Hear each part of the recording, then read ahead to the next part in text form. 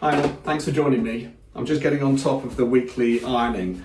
And the reason I'm doing this is I've worn a couple of shirts to video calls over the last few weeks, and people kept pointing out how smart I looked. And that got me thinking that perhaps we let things slip a little bit during the pandemic, relying on our kind of polo shirts and our dress down days. So I've gone back to wearing shirts to client meetings because my thinking is that if you show up looking smart, then people know that you've made the effort, and that goes a long way to showing your clients that you care. So that's why you join me in the middle of the ironing.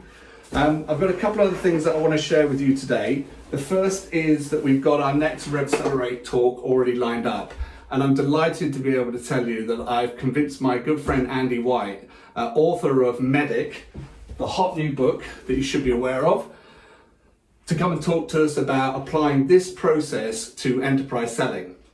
Now, Andy's an expert in this area, and he's going to give us some insight as to why it works so well and also how to use it within our company. So put the date in the diary of the 15th of July at 9:30, and the invitation will follow in due course. Okay, great. Now cut to a new shirt. The last thing I wanted to share with you this week is a really good tip that I came across from someone called Sam McKenna. Sam is a relatively new person that I've discovered, and she gave some great advice at a talk that I was part of in the last week, and it was about referral selling. Now, referral selling is a bit of a bugbear of mine because it's probably the weakest part of any sales process that I come across, and yet it's such a simple way to be able to get more meetings and more referrals from existing customers.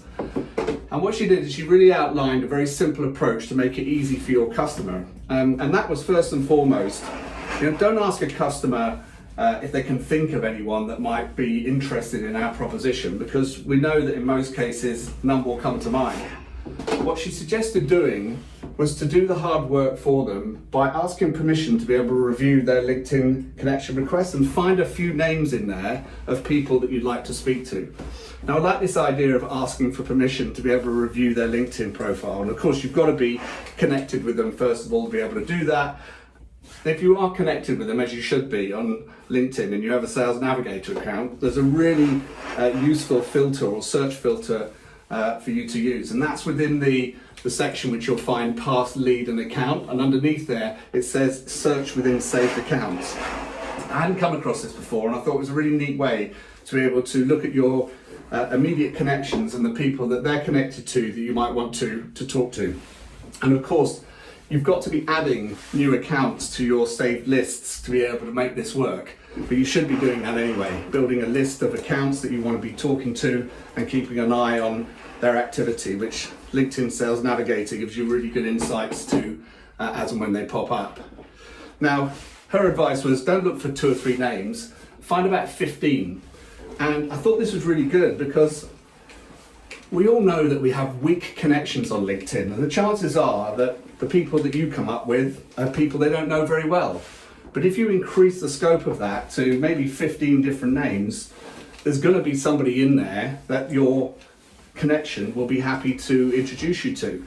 So do a search in that way that I described for 15 or so names, and then go back to your client and say, I found these names. Is there anybody here that looks like you feel comfortable introducing me to? Now, there's bound to be 1 or 2 in there that they're happy to do so. And here's the last part of the process that she suggested, and that's write the email for them. Ghostwrite that email to make it absolutely simple for them to be able to make that introduction. That way you get to control some of the messaging. That way you take the onus off of your client asking for those referrals, and you increase the potential connections that they'll make on your behalf quite substantially. I thought that was a great tip from Sam, and she's got a ton of other things like that which you'll be able to get if you follow her hashtag #SamSales. Thanks again for joining me. Have a great week, and I'll see you back here for more. In the meantime, make sure that those creases in the shirt are razor sharp. Bye for now.